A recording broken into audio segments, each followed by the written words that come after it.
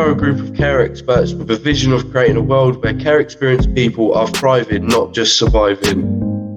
We share our knowledge and experience to inform, uplift and empower young care experienced people to navigate the conflicts and challenges of life. In this season, we cover a range of different topics, all with a focus on personal development, from relationships, mental health and trauma, thinking about success and reimagining the care system. We know that some of these topics can be triggering, so before you listen, have a read of the summary so you can get an idea of what we'll be talking about. And as always, look after yourself and reach out if you need support. Welcome back to Let's Talk Conflict. Today we are going to be discussing abandonment and loss that we experience from going into the care system and being in the care system itself. We're doing things a bit different today because we have two special guests with us, Jamie and Mary. Hi, I'm Jamie. I'm a 40-year-old care experienced psychotherapist and counsellor based in London. I am Marianne, Mary's mine, and I'm a care experienced trainer, advisor and advocate. Thanks for coming. And today on the call, I didn't introduce myself, I'm Shanika, by the way. And today on the call we have Leanne, Evie, Alice and Anya and Ash. And George. Oh, sorry, George. How's everyone doing today? I'm fine, thanks. Good. Thank you. I'm doing well. Good. So a bit of background to the topic and what we're discussing today. I came across this word abandonment and abandonment issues, and it's quite an interesting topic. Recently, I came across a documentary on the BBC around Split Up in Care by Ashley John Baptiste, looking at the lives of different care experienced people who have been split up basically from their siblings and the trauma and the loss that they experienced from that. So it was quite interesting, and I came across an article in the medical news today. It basically suggested that we all can develop abandonment issues through losing a loved one, and linking that back to the care system, we often are separated from parents, primary caregivers, again, from siblings, and even when we go into the care system, sometimes we are not in the actual same household, we get moved around, and that is a form of loss. And there is a lot of research out there suggests that the feeling of abandonment can lead to certain behaviours around, sadness, withdrawal, aggression, and also self-image problems and other issues. So today I just wanted to kind of speak to Jamie and Mary, who have experience in understanding the issues around that. And I had a few questions I wanted to ask around how they view certain behaviours that might come along because of experiencing abandonment or loss in childhood. I think it's important to use the language of attachment here. So attachment theory, and what John Bowlby, his ideas really is that, our attachment is a biological imperative of us as human beings. So we need to attach to others in order to survive, and experiences of abandonment in our early childhood or really throughout our lives can be really understood as a trauma. Traumatic experience, and this impacts on the way that we can regulate and stay safe in our nervous system if we don't have those safe parent or caregiver figures to help support us. So that will understandably lead to adaptive behaviours really in order to stay safe. So I'll pass over to Mary just to see if she has anything to add there.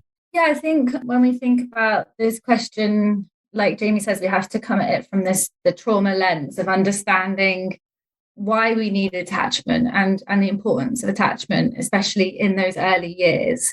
And when we understand what that means for a child and their development, and ultimately it's everything, and it's relationally based, it's based in relationships, right? So when we understand then, if that's what we need attachment, we need this secure base. The opposite then, or what we don't get from that when we refer to abandonment, is essentially the opposite of what our needs, what we need, right, growing up to develop healthily and safely. So if we are able to understand that attachment is a basic need for a child growing up, then it's easier to understand than when we don't have that. When we have abandonment or loss in childhood, then it's natural that that's going to link to certain behaviours children and young people might start demonstrating, right? Because it's a loss and part of our development. And that links to the ACEs research about adverse childhood experiences that talk about kind of 10, it lists 10, but there are more adverse experiences, such as like physical, emotional abuse, neglect, household violence. All of these kind of experiences in early childhood can then lead to maladaptive behaviours, basically behaviours like Jamie just mentioned, where it's essentially trying to protect ourselves, trying to survive in the world. There's a great quote that Mary, you found from Tara Brach actually on this, which is trauma is when we have encountered an out of control, frightening experience that has disconnected us from all sense of resourcefulness or safety or coping or love. I think that's a really good reflection, and really this sense of a lack of safety, not just in the loss of the relationship, but actually a safety in our bodies, and our nervous systems really having to adapt to that safety of others being taken away, or actually the experience of relationships not being safe. Yeah, I think that's what we think about when I think about the behaviours that come from abandonment as an adverse childhood experience, and any behaviours, then it's protective factors, right? So it's whatever those behaviours are, our body is just trying to keep us safe, trying to keep us alive, and we've learned that if we behave in this way, then maybe we'll get through the day, right? So it's how we're protecting ourselves. Our brain and our body are always trying to brain's always trying to help us survive, and it will do that in whatever way possible, even if those behaviours aren't healthy. So yeah, there's another quote from a guy called Patrick Tomlinson, who's a brilliant trauma informed practitioner and therapist, and he talks of trauma as an emotional shock. So it's an experience that's too overwhelming for the person to process, and that links to then abandonment and loss, as we talk about, as one of those adverse experiences that as a young child that their brain is developing, it's too overwhelming to process, and therefore we adapt these behaviours that essentially help us survive and protect ourselves. So, like, for example, I know when I was younger, I'd be very testy, defensive. Like, how far can I push you before you reject me, before you abandon me? So it would all be like, if I'm naughty, and they're still there, it's fine, because I know that then I can trust them. That's exactly, some of those behaviours are really typical for children and young people that have experienced abandonment and loss, and especially we'll see this throughout in the world of foster care. I've done some work with some foster parents, and they talk about that they just push me away and they just keep going, and you're going, well, just stay, just wait a little bit longer, just like let them, because right now that's it, they're pushing their boundaries because they've been let down so many times before, that who's to say that you're not going to do the same, right? So this is what Jamie and I were talking about earlier, is through this trauma lens, like we refer to behaviour as a communication of a need, right? I don't know if you want to expand on that anymore, Jamie, but yeah, if we look at, rather than seeing behaviours as the behaviour, we see the behaviour as a communication through a trauma-informed lens. So what's underneath the behaviour? And I thought that was really great, Alice, your example there. We map that onto the nervous system. So if we think of fight, flight, and freeze, you were in a fight response there, which was I'm fighting in order to know that I feel safe. Yeah. So and I need to know that you can support me when I'm in my these are the most difficult times. So and sometimes it's about fighting for connection and for safety. I was just going to say, like, do you think that every young person is aware that that's actually what they're doing? Like that, testing, say, someone that does care for them to see whether they will stay. Like, do you think they're actually aware that that's what they're doing under, like, their underlying behaviour? I think it really depends. So I think if you go through like a reoccurring like scenarios and the same thing happens again and again, and you get used to doing this behavior where you push people away because they're only going to leave, then you might not be aware that you're doing that in a sense, but you know the consequence, you know the outcome. People are going to leave, so I'm just going to do this now because then they're gone, right? So it's not necessarily having that awareness, but I think something that's important to keep in mind is that when we're in that state of fight or flight or freeze, flop, that we're in this like heightened emotional state. Well, yeah, we can't process our emotions whilst we're in that state, right? We're not rational. That's our survival. That's our bodily instincts and our brain that are just going protect, protect, protect.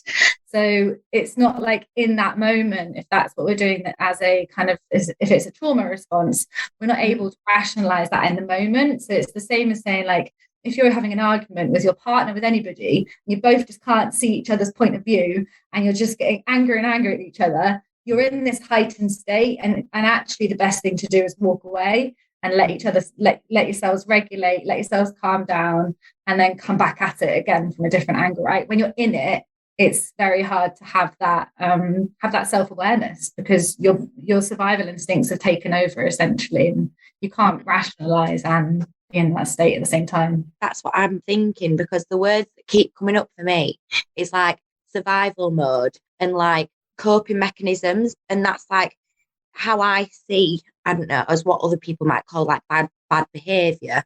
That's how I see it. It's just someone that's in survival mode, and that's their coping mechanism. And like you were saying, because at that time your emotions are so heightened, you're not aware of things rationally. So it's only actually, I'm talking in the I now, for me it's like I only realised certain traits like that once I was fully removed from it, and I could start to look back at my own actions and be truthful about them, to myself, and actually understand things. I think while you're in it, that's why I was saying, do you think other people are aware? Like, so I'm thinking, was it just me that was so blind? I didn't know. But it's like when you're in it, you don't realise that those behaviours are actually coping mechanisms, and that you're not actually doing this on purpose. This has just been your like survival, how you've survived all your life type thing. So yeah.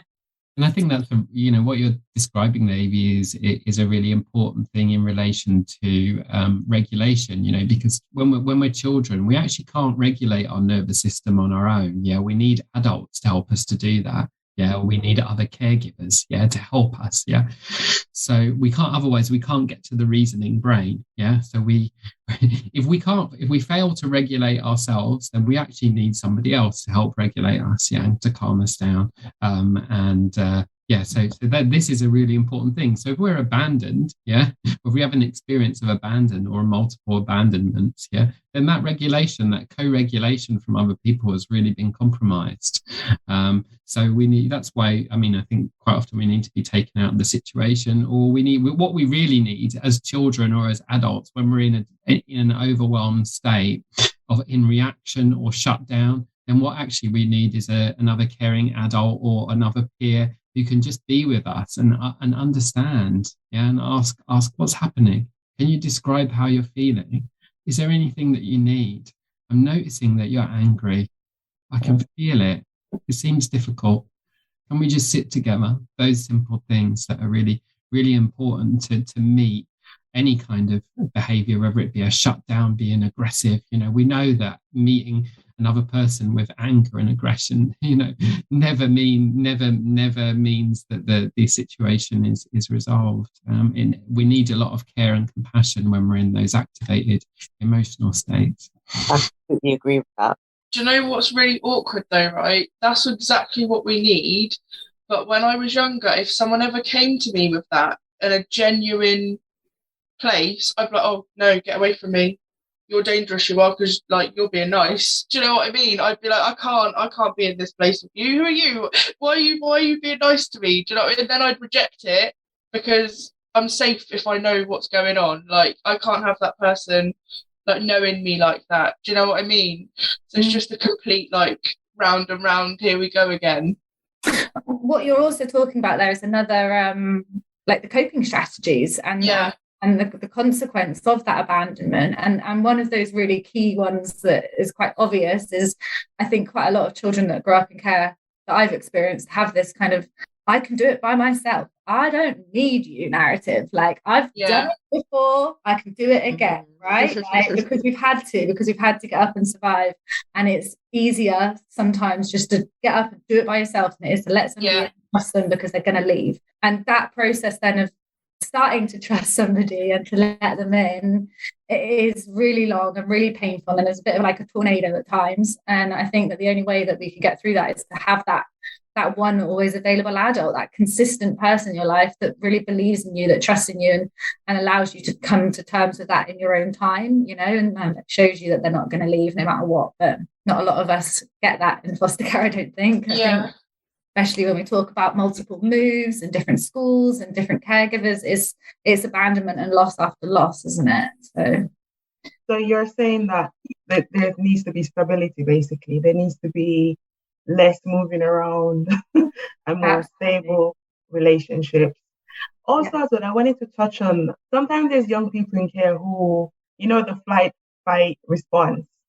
Some of us go into like freeze and internalize stuff and probably won't say anything. And sometimes we don't get that much attention because we're not saying anything, but we're hurting as well. In that situation, would that be the same kind of having that relationship and like speaking to the young person, having somebody to just actually speak to that because the young person might be having no issues, doing well at school, but still they're struggling. But you won't know because they're not showing any signs of it because they're in a frozen state. Is there anything you can suggest that would probably help? Yeah, those quieter young people need just as much attention. And just as much connection, and maybe to take them out of the environments that don't feel safe, for example, like schools. And you know, I think we're also talking about professionals here, and care experienced people have difficult relationships with professionals often, you know, and that means that, I mean, I think it often means that professionals need to take their professional hat off and become and show more of themselves. So I remember working with therapists and social workers when I was younger, and I'd just sit, I wouldn't say anything, I'd keep quiet, you know, and it was because I didn't know them. I didn't know who they were. Why was I going to trust them? So there's something about the type and depth of relationship to trust that is really important. And that's particularly when people are in this kind of freeze and flop response as well. Yeah. Flop response is like, I'm just not showing up at all. And then the freeze is like, actually, when fight and flight has been overwhelmed. Yeah, if we can't fly and we can't fight, then we go into a freeze response, and we shut down. And we need to know that people are there still. Yeah, we need that sense of safety. Because our nervous systems, whatever the state we're in, whether we're in social connection and connected to people, or we're in fight or flight, or we're in freeze, the nervous system is trying to create safety for us, because whatever it is, it's either too overwhelming, or we need to get out of the situation, or we feel safe in relationship with somebody. I just wanted to like take it back a moment, you know, when we were talking about like moving about, you know, like foster placements and things like that, and moving schools, and how that can be another form of abandonment and loss. And it is every single time. And another thing for me, what I've started to realise by working with like within the care sector and just doing a bit more research, is to like hearing people's stories and just seeing a few articles online, like how people are removed from placements, and how people are moved from one foster home to another foster home. That in itself causes a lot more trauma for a young person. And the way that I kind of make sense of it is, I think the care system and social services can't obviously see the damage that they're causing, because if they did, then they wouldn't still be doing what they're doing. Like the way that they're moving young people, if they really understood trauma and how it works and how it affects a young person, then they wouldn't still be doing the things that they're doing and taking children like in a midnight flick that's not even necessary. You know, obviously we all understand there's certain times where like extreme measures do have to be used, like, and we completely get that. but not with every single young person. Not every single young person is an extreme case where they need to have all the things chucked in a bin liner, then moved out of the house without even being able to say goodbye to the people that have cared for them, you know, and then there's no contact afterwards. There's nothing set up for young people and foster carers to then meet up afterwards. Or if it is, it takes absolutely months for that to be set up. And it's like during that time, the trauma that a young person goes through and the emotions and the feelings around being abandoned and being neglected, and like that they're not, that it's a them problem, that they've been left because that they're not good enough, or that they wasn't wanted, or which is, you know, all things that the care system could prevent. And I just wondered whether you like had any opinions on that yourselves. I think we could probably spend a whole day on just talking about this in itself. You have to break it down into, there's so many elements that you have to break it down into, right? But I think for something that having this conversation, I try and like sum it up a bit. For me is, I think when we think about foster care, so often, so much of it is the priority is on that physical safety. So we're often being removed from an environment that is dangerous or causing us harm, right, in some way. So the priority then of especially if it's an emergency care order and the police are involved and you're kind of just whipped out with your bin bags and thrown into this whole new world, the priority is to get that roof over your head. Are they going to be fed? Are they going to be clothed? Are they going to have somewhere safe to sleep? Are they going to be able to get to school? All of that kind of stuff, right? And the emotional stuff comes second to it, and the understanding of trauma, like we say. But I do think we are at a time right now where therapeutic foster parenting, which basically is what we're talking about with being aware, but having this trauma lens and being aware of attachment, of the impact of loss, of abandonment, and everything else that comes with it, of understanding our behaviour as a communication of a need. That is happening, and more fostering agencies and more local authorities are picking up this therapeutic parenting style. And I do hope that that's going to start to have more of an impact as well. I think about the type of people that come into fostering as well.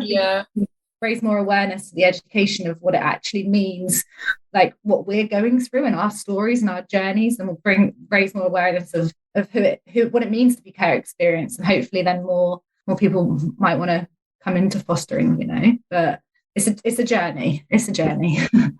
Just picking up on what Evie said, there's also an issue around when you leave care as well. The transition from care to adulthood sometimes doesn't work that well.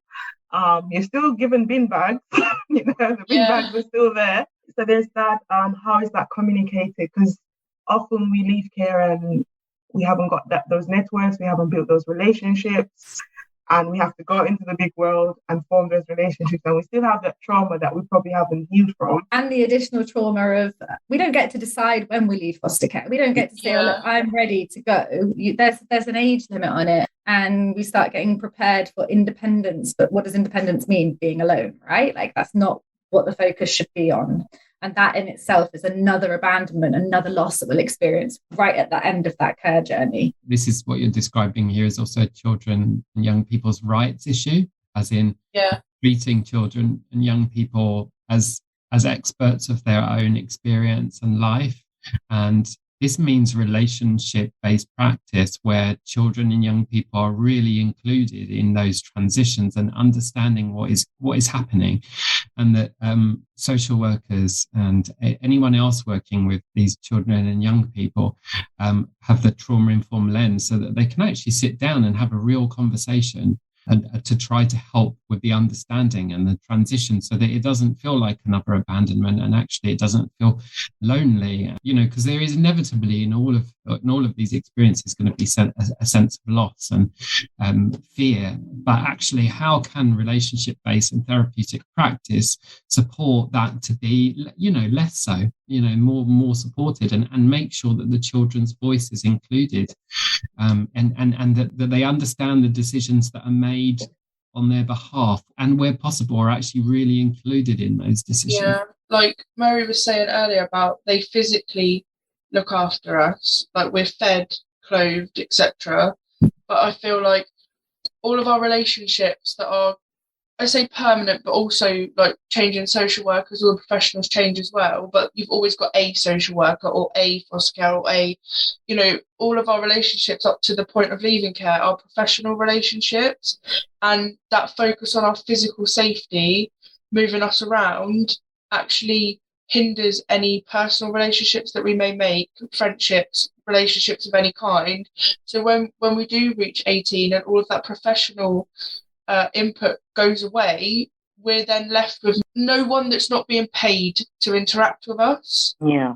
And I feel like if they put more effort and resources into us being able to build those relationships with people outside of the professional sphere, like when the professionals go, it's going to be like that the professional end is gone, not the personal relationships that we have with other care experienced people, older care experienced people, whoever we make friends with along the way. I think that would be a really good way of looking at it. I felt like my whole care experience had been like buzzing, buzz, buzz, buzz, buzz. And then when I left before I turned 18 because I'd rather leave than be left. So I left first. I'm going. Do you know what I mean? And then it was just like silence. And I was like, hey, don't really know what to do now. I think that was a big thing what you said as well, like they're paying to be our carers. Yeah. Like being it paid, kind of reinforces that idea that, or that feeling that of rejection, like, oh, they're only here because they have to be. Yeah, they're getting Or paid, yeah. They're getting paid to be here, or like, and it can transfer for me anyway. It has transferred into relationships outside of that. Yeah. Whereas like you can be in a normal relationship and you kind of think to yourself, why are they nice to me, or why do they want to have my company, and whenever something bad happens, like they mess you around or don't treat you the way you expect to be treated, it really hurts. Like it really hurts, and it kind of reinforces that again. So it's a difficult one. It really is. Like what do I have to give them, because everyone's always had something. It's more like what you give them, they can perceive it as like worthless, or it's not important, or it's not valued, and when to you it is. And that's where it can get upsetting. It is. It's very a strange thing, very strange. When everyone in your life has been paid to be there, you're a bit like, they don't want to be my friend. Do you know what I mean? I was just going to ask either Mary or Jamie, is that a common thing for people that's suffered with like trauma or be in difficult relationships, where it usually sort of transfers into other relationships? It often depends on the relationship, but yeah, I mean, we can carry our relational adaptations, I guess, into other relationships. And what we really need is, in relationships throughout our lives, is, well, I suppose one of the most important things is that we really feel cared for. Yeah, this feeling of feeling cared for and being given time to, and it's this felt sense. Really helppful for us to feel safe, and actually to start to maybe name and recognize what these adaptive behaviours are, because we can only know that through feeling safe enough to know it, and then to maybe start to make some different decisions about letting some of those go or easing them up, because they're generally protective. We come back to that again. We're protecting ourselves, and particularly with partners, it might be to do with, I'm worried about they're going to abandon me. I'm hypervigilant. I'm keeping an eye on all their social media. But actually, all of that behaviour is because we desperately want to connect. We desperately want that connection. We want that love. But understandably, there's a fear. There's a fear of abandonment, and there's a worry about. So what we really need is partners, family members, to really just be there and understand, and not necessarily think of our behaviours as what they are, but actually seeing them as communications for connection, for wanting love. And even when we're pushing away, when we push away, we really want connection. That's the baseline, I think. Yeah, I think that's a really nice way of summarising it. In the sense, I think when we were chatting earlier, we were talking about Dr. Gabor Mate, who's an incredible trauma guy. And he talks about trauma as a disconnection from oneself. So I think that if we can understand that all of our behaviors so if we have this lack of connection or these feelings of abandonment in our early years, then any relationship prior to that, right, if we haven't been shown the right way, if we haven't felt the connection, if we haven't felt the love, if we haven't felt the safety, we don't know how to then exhibit that in healthy ways, right? We haven't learned it, so we can't do it. So everything that we do in our behaviors in terms of relationships, we are essentially that we're trying to connect. It's all about connection, right? So we're doing behaviors that we think are going to connect, whether that is, so another one of the F's is fawning, fight, flight, freeze, fawn.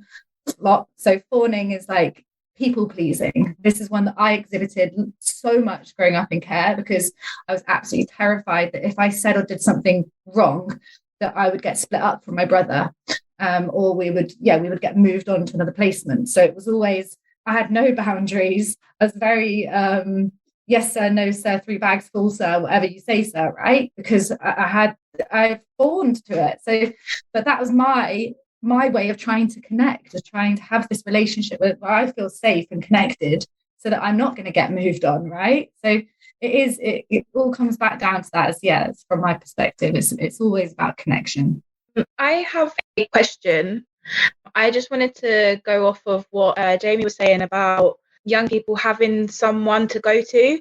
What if that young person doesn't have anyone to go to? Then what would you suggest? Like, you can't go to like a parent or someone if a young person doesn't have that ability to go to. I suppose my answer to that is that every young person should have somebody, absolutely have somebody to go to. And if they haven't, then our system is failing them. They need to have somebody who they can absolutely trust. And this care review that's going through at the moment needs to make sure that that is a reality. But if they don't, well, then there's only one way, and that is to go inwards, to their nervous system, to go into shutdown or to fight, flight. That's and unless they feel connected to and can express their emotional world and how they're feeling. All our young people, all our care experience adult need one caring adult, one caring mentor who's got their back. I think there is a YouTube on this by a care experience person called One Caring Adult, and I remember the story of this foster carer who keeps the guy whose story it's about. He keeps going out and causing all sorts of mayhem and being picked up by the police, and the foster carer keeps coming and says, "It doesn't matter how many times you do this, I'm still going to be here. I'm still going to care for you." And this is what our children and young people need in care, or who have experienced any kind of trauma. Absolutely need one caring adult. And that might be another care experience adult. Wouldn't that be wonderful? Our older care experience adults, that would be wonderful. Let's have some more of that across the generations, is what I would say. That would be really great, like an alumni or something. Like, I wish that leaving care felt like a graduation, like you're graduating, now you're an alumni. I feel like where we're in foster placements now, we're all kind of in little dark corners of the UK. And it's only been since I found charities like Become and Leap and all these places where there's other care experienced people like me, and I really do feel like it's been a real like healing part of like a part of my life. I've got to a part of my life where I've met other people, and yes, our experiences aren't exactly the same, but if you go to the root of it, you don't even really need to say, you just mention something and then both of you look at each other and go, yeah. Do you know what I mean? Like, it's that you don't have to put it into words. You're in a space where you are completely understood. And that in itself is healing.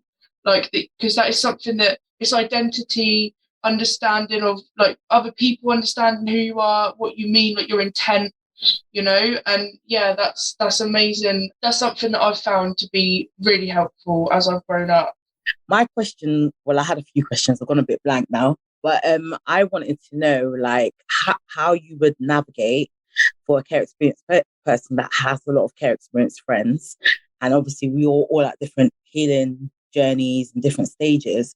How would you navigate trauma bonding? How would you be able to identify that, your friendships that you've got are like, you have a relation, you can identify being through the care system, being care experience, having abandonment and rejection. But how do you navigate that really, so like you're not always trauma bonding with a care experienced person, because that can also put a lot of strain in relationships and friendship groups? It's a wonderful question, Leanne.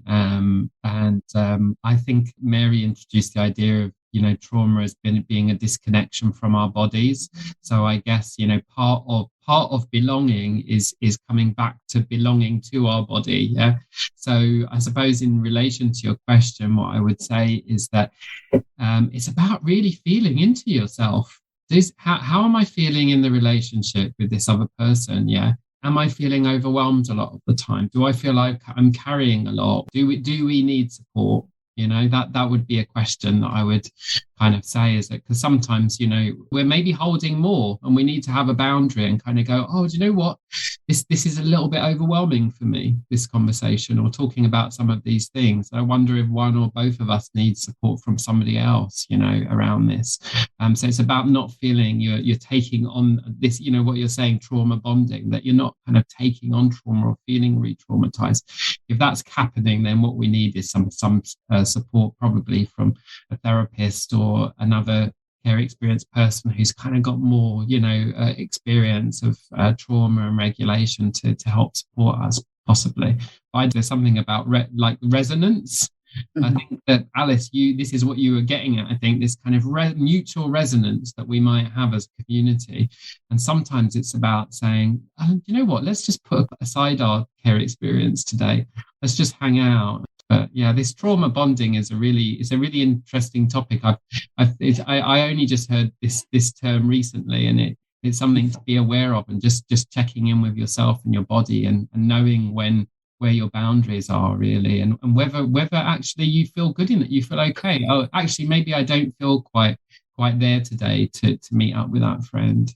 I just wanted to say just connecting to that, what Jamie was saying and like what you're saying, Leanne. I felt same. I feel like I've done that with people in the past. Like I've bonded with them because of similar traumas, but then it's come to a realisation that actually they might not actually be a proper friend. We've just shared similar experiences, but our morals don't align and we're not the same people. And a friendship isn't really how I see us, type thing. And that's fine. I think for me, there were always that saying, like you heard, and there's like the things on films, like the gut feeling. And I never understood what a gut feeling was. But to me, what I see as a gut feeling and what I think my gut feeling is, and how I know whether them friendships are real or not, is like what Jamie said, is just like being with myself and just really thinking like, if there's something not quite right, I can't put my finger on it. That's my gut instinct telling me that things just aren't quite right, and to just step back and to remove myself. So like, that's it. Just made me think, it's like for such a long time though, I didn't know what my body was telling myself or what my brain was telling myself. And it's only until like I really take a step back and ask myself, what am I feeling? And sometimes I might literally be sat in front of a mirror saying to myself, what am I feeling? And like having a little conversation with myself. And like when you are 13, 14, 15, you think if you talk to yourself that you've got problems, but you've not. Like talk to yourself all day long. Like if you need to talk something through with yourself and get clarity, and do it. Don't make you stupid at all. It makes you actually, in my eyes, having a lot of sense. Self-awareness as well. It leads to that self-awareness of what am I thinking, what am I feeling, and from that you can start to set yourself healthy boundaries, saying, well, actually, when I'm in this situation and I feel like this is what I'm going to do. If this, then this. You can start setting those boundaries for yourself that enable you to help self-heal. I'm showing something on the camera, but you won't see it on the podcast, but it's a feelings wheel. Yeah. So this is something we can all look at online. We can Google the feelings wheel, and use this to help us understand what we're feeling in the moment. And you might have heard of the feelings, thoughts, and behaviours cycle. Yeah, and this is just a really helpful cycle. So if you think, so we check in with ourselves. How am I feeling right now? What am I thinking about the situation? And what's my behavioural response? So it might be, oh, I'm feeling really anxious about meeting with my friend, and my thoughts are, oh, I don't think they really gelled with me last time, and I'm feeling, I'm not feeling the relationship. And then my behavior is to, kind of run away. I'm going to just run away and not go into the situation. Yeah.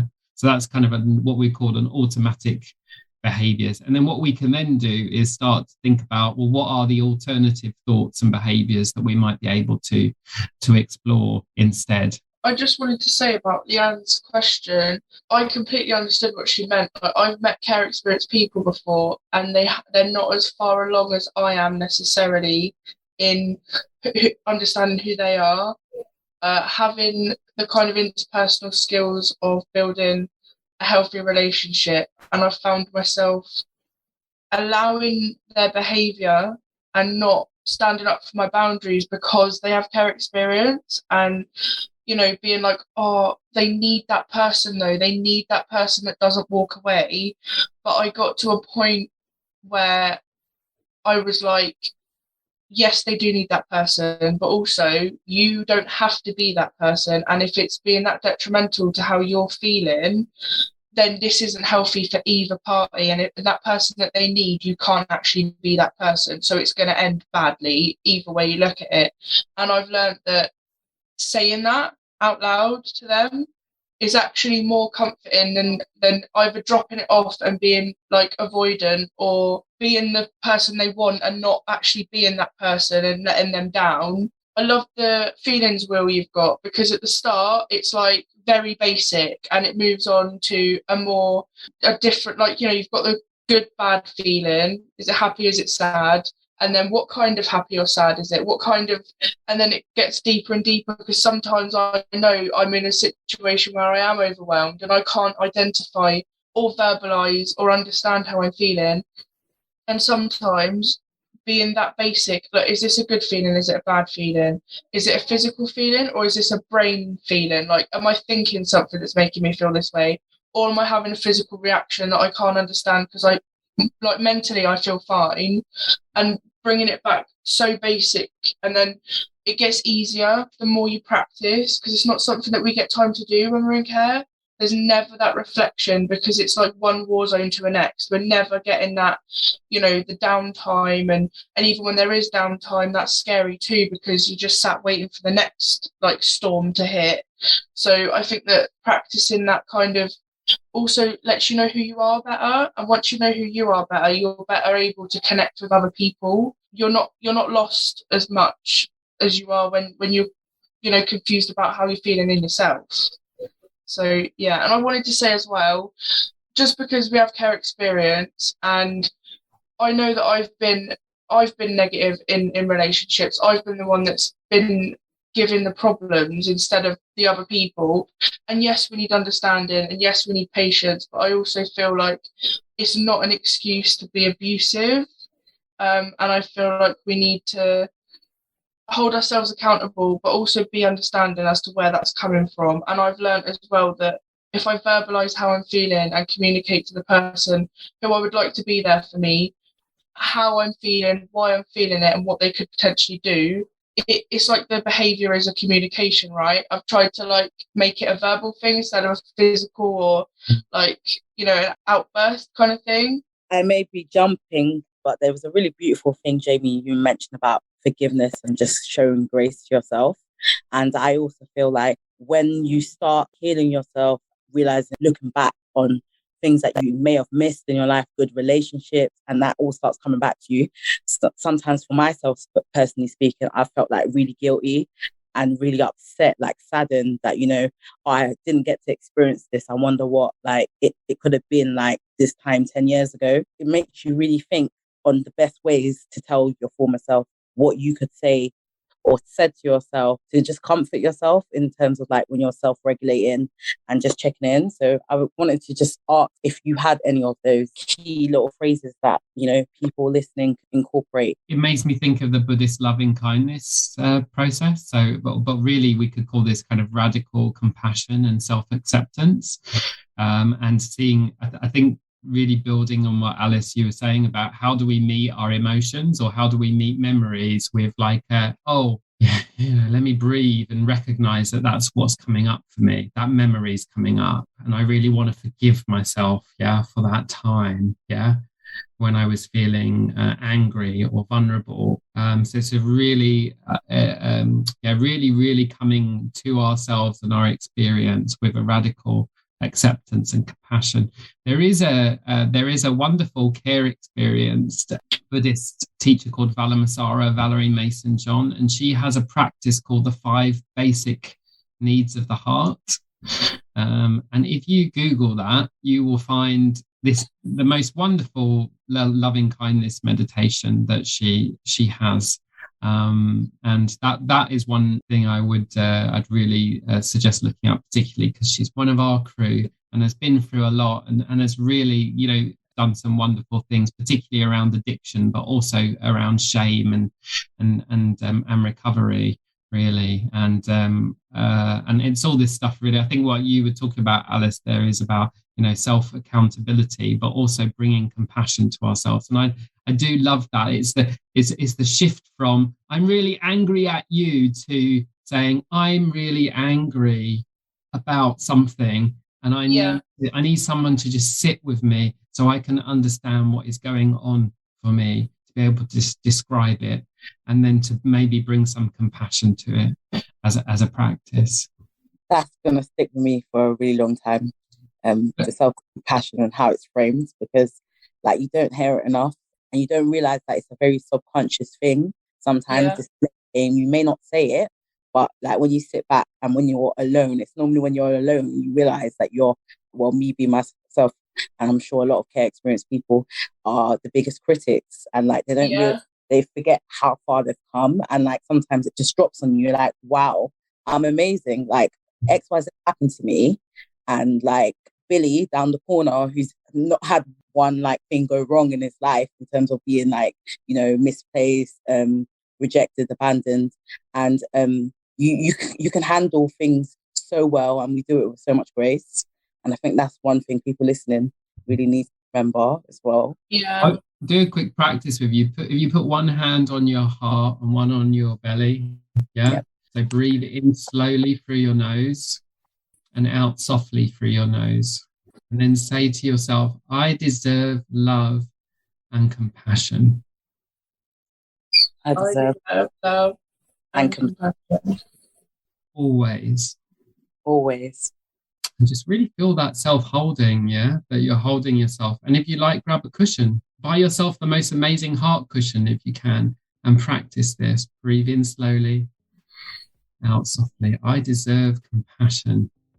Even in the most difficult moments, even in the most shameful moments, I deserve it.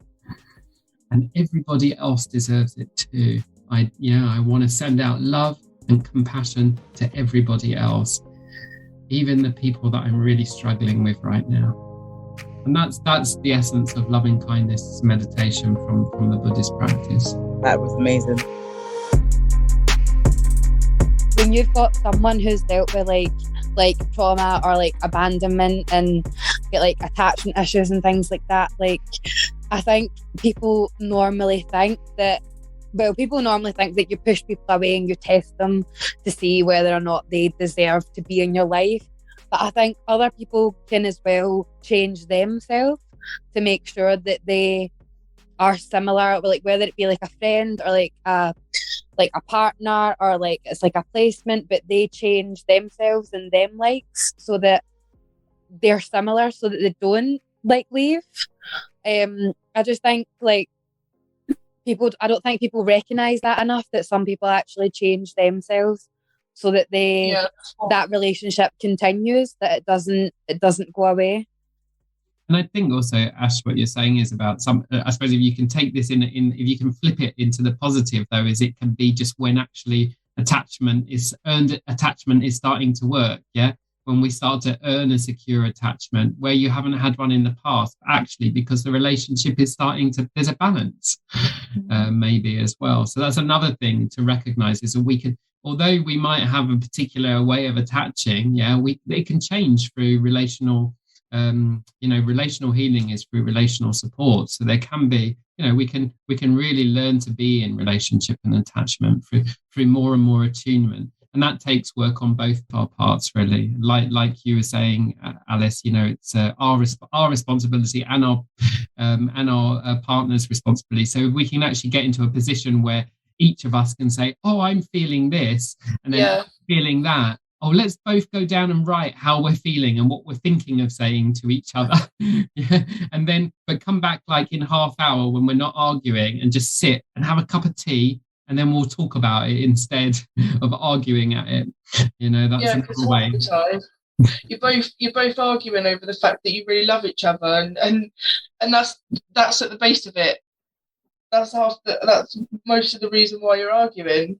Yeah, I also think it really helped me personally on my journey of kind of like acceptance and stuff to the education, to understand trauma, the brain, like actually educating myself on that really helped. And that doesn't happen in foster care. I studied psychology to get this understanding, and it's an ongoing journey. Understanding that healing is a lifelong process. It's not a tick box thing. It's not like, oh, done that, on to the next.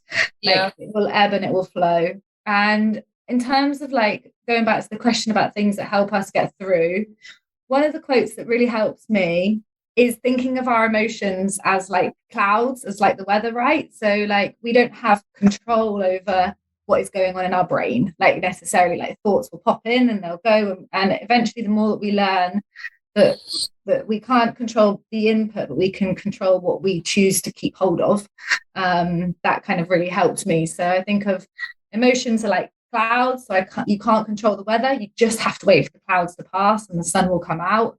And sometimes that just helps me when I'm in a funk and I'm just like, why am I feeling like this? Like, why can't I just feel good? That sometimes you just have to sit in it, and you can kind of help yourself with different coping strategies and stuff. But sometimes you just have to feel the bad. And the more you get used to the bad, the less afraid of it you are when it does come along. And being less afraid sometimes feels like it's not going to come along. It's that fear of it coming that almost makes it come. So once you get used to it, exactly. I also think like another thing that we've touched on, which I'm going to come back to just quickly, is the essence of community and relationships, and the fact that like the trauma has happened due to relationships, due to malfunctional relationships, right? So it's about us connecting. It's these kind of conversations, and that's another loss that we don't have throughout our care journey. We don't have other care experienced people to look up to or to connect with, or to say, like, they've been through all of this and they're doing okay. There must be a way, we don't necessarily get to see that. But that's why, like, I mean, it took till I was 25 and I reached out on Twitter and started posting, and then I kind of connected with Jamie and some other, like, I've got a whole bunch of care experience friends now that, like, I'm not even friends with all of them, but, allies, like, we're all in the same room, with the same experiences, and we can share. And it's that kind of experience that really matters and makes a difference. And being in this room with you guys as well, just as like what we're doing right now, part of the journey, isn't it? Yeah. That word, allies, I love that. That's what we need to create in the care community, is allies with one another. Yeah, 100%.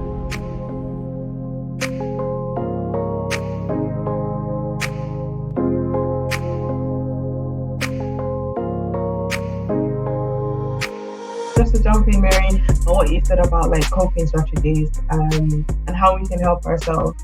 I wanted to put in journaling, like just writing down your thoughts.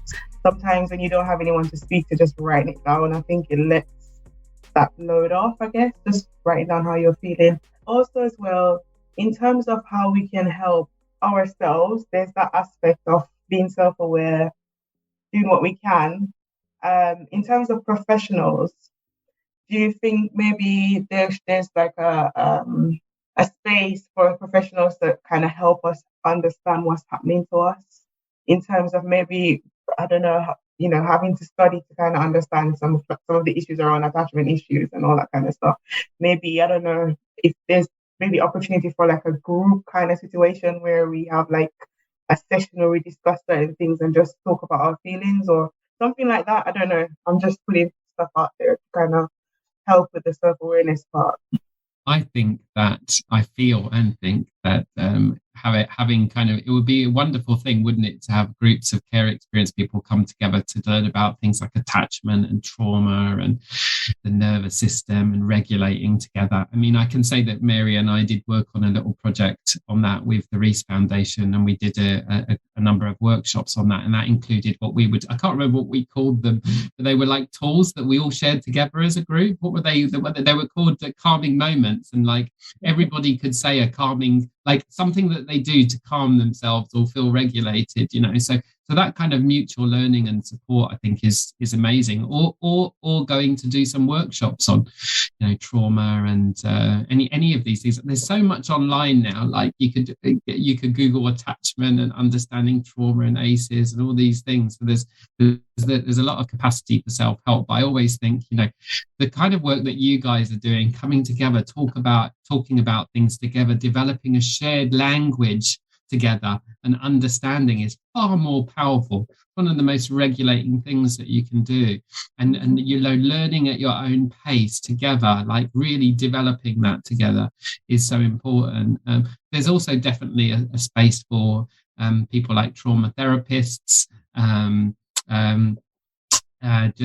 counselors, so that you can understand your story. Therapeutic life story workers, I'm going to really give a shout out to therapeutic life story workers, because very few care experienced people understand about them, know about them, or access them. So this is a fantastic service, because it's kind of a mixture of therapy and helping you to piece your story together. Yeah, so this is something that should be much more widely available throughout the life course. Yeah, if you're going to collect your records, see if you can ask your local authority for a therapeutic life story worker, or just Google it. Yeah, just seriously. I just think everybody should have one of these. It's so important, and there's lots of different services I could suggest to you, so you can access therapy through improving access to psychological therapies, IAPT through the NHS. You can Google that, and you can self-refer, so you can jump your GP. Not many people know that. There is the Free Psychotherapy Network. So Google Free Psychotherapy Network and you'll find them. If you look at the Hub of Hope, you can find all charities, local charities listed that will offer therapy. And there's loads of them about, such as Mind, or all sorts of different organisations that will possibly be able to offer some kind of therapeutic support. So it's always, don't give up on the NHS. Like look a bit wider. As somebody who's trained as a therapist, I'd also say look towards the therapy training schools as well. Those students are generally very good. They get really good supervision, and you get good long-term therapy for very, very little. So, I would definitely champion that, as well as this mutual group support. I grew up with a therapy session every week from like 12 years old till I was 17. And I just wanted to shout out, because I know a lot of care experienced people, like a lot of my friends wouldn't have therapy when they were young because they'd say there's nothing wrong with me. And I was lucky that I didn't hold that belief, because trust me, I knew it was everyone else. I was fine. Literally, I knew it was everyone else. And I used to go to therapy to moan about everyone else and say how it was them and it was this. And I did learn sometimes that it was me, but I wanted to say to everyone, it's not about what's wrong with you. It's not about that. There should be no stigma about having help to develop your brain as you grow up. There's nothing bad about you to need therapy. Everyone could benefit from it. It's not a bad thing. It's not a dirty word. And I just wanted to put that out there, that I honestly feel like I wouldn't be who I am without that input when I was younger. And my therapist, shout out to Eve and Chandra and Andrea, I had different ones as I moved through the therapy, but they were my person, they were my people that I could go to, and I knew that I was encouraged, I was loved, and it gave me hope. And I really wanted other people to know that is a possibility for you if you ever get the opportunity to have therapy. I absolutely love that. Go you, Alice. I think that I just think everyone in the world should have therapy, and especially every single child that comes into care. It should be part of our rights as children within the care system. And so if you ever get the opportunity, I would take it. And if you have any questions as well, if you're like not quite sure about that, you can like reach out to one of these resources, or get in touch with us and have a chat about what it's like, because it can be really life-changing. Being able to understand, okay, this is what happened, and then this is maybe why it happened, and understand that it wasn't your fault, and this is what you can now do moving forward, it's a good process. Yeah. And don't be put off if one doesn't work. Keep going and try and find what's for you. Find what's for you. You've got to try on all the hats. Yeah. I wanted to just quickly to also shout out the Ask Jan Rees Foundation membership, because you can, if you get that membership either through self-funding or applying to Rees Foundation, you can get access to a whole range of different support, like sessions of therapy, cognitive behavioral therapy, and various other services like a hotline to Citizens Advice Bureau. Yeah. So it's such a good service, and it's not really known about, but particularly I think for the therapeutic support, because you can get really quick therapy. It might only be 8 sessions to begin with, but it's that those 8 sessions can make a difference, and particularly when you're in crisis and maybe you're waiting for some other therapy. So thank you. We'll be sharing all the links and the names of what was discussed in the description on the podcast. So I want to thank you, Jamie and Mary, for coming along today, and for everybody for participating. And I just wanted to quickly ask, like, one key thing that everyone's going to take away from today's episode. I know for myself is the fact around understanding that some of the behaviors that we exhibit, whether positive or negative, is survival. Is that putting it to understand that we're just trying to survive and it's normal, all humans do it. And it's just something that we do. So not to kind of feel bad or, be down on ourselves about certain things that we do to survive. Alice. Thank you, Shanika. I'm going to just take away the feeling I have of just connectedness and how happy I am that we've had this conversation, and the hope that this reaches people and in some way changes their ideas of things or how they feel about things. So yeah, that's my takeaway from it, and I'll pass to Leanne. Thanks, Alice. For me, I'm just learning like ways to just love on yourself and to just forgive yourself, really. And I'm just going to pass this on to as many care experienced people as I can, and just create that community that we need.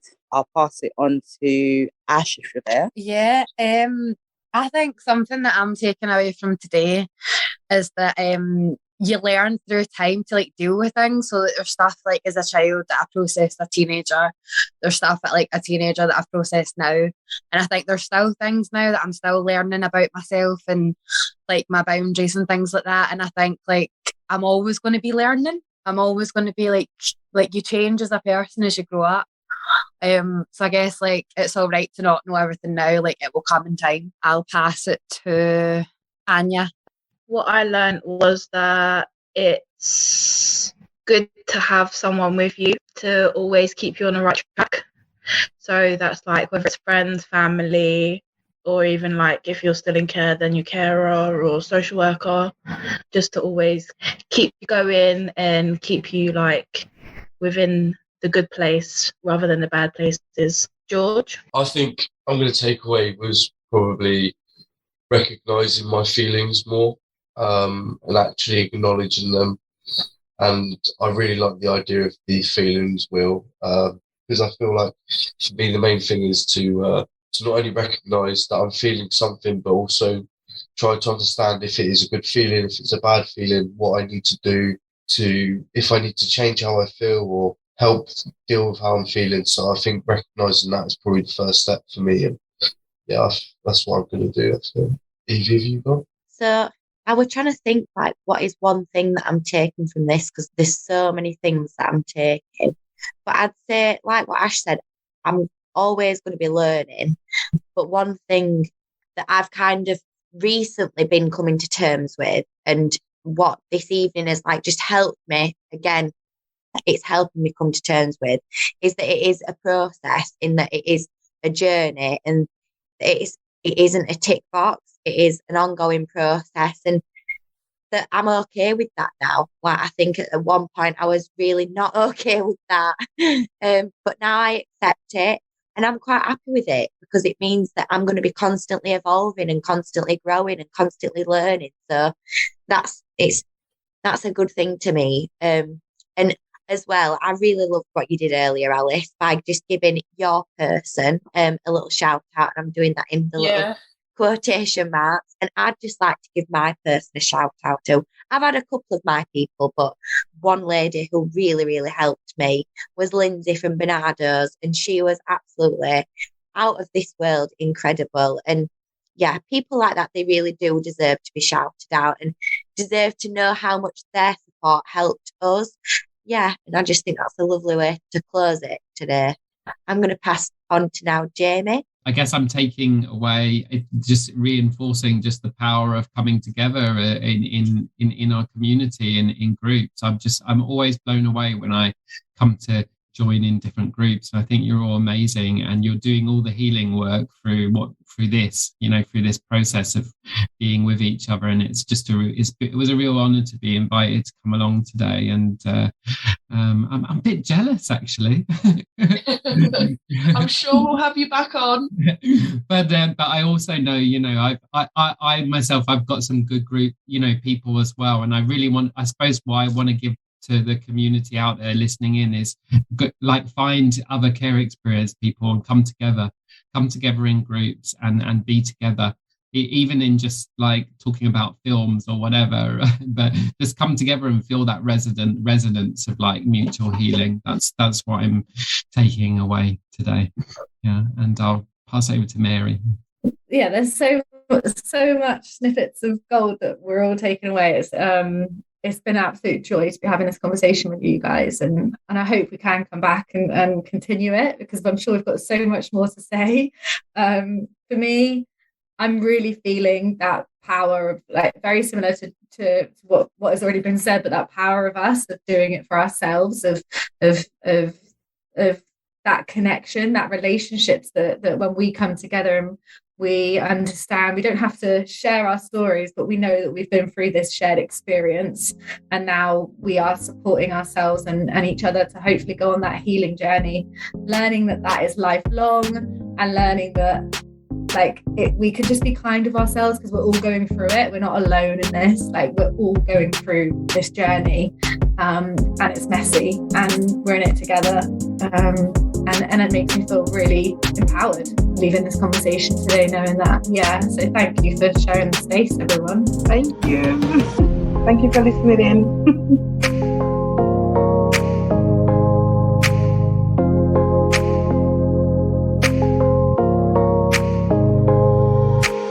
Thank you for listening to Let's Talk Conflict. We'd love to hear from you, so if you'd like to get in touch, you can reach us on letstalkconflict@leapcc.org.uk, or find us on Twitter and Instagram at leap_cc. This podcast has been produced in partnership with Leap Confronting Conflict and edited by Helena Webb. Let's Talk Conflict has been supported by the Esme Fairburn Foundation, the Kurt and Magda Stern Foundation, the Treebeard Trust and the Rain Foundation. Next week, we take a deep dive into our experiences with charities and how they have helped and influenced our lives. Make sure you tune in next week.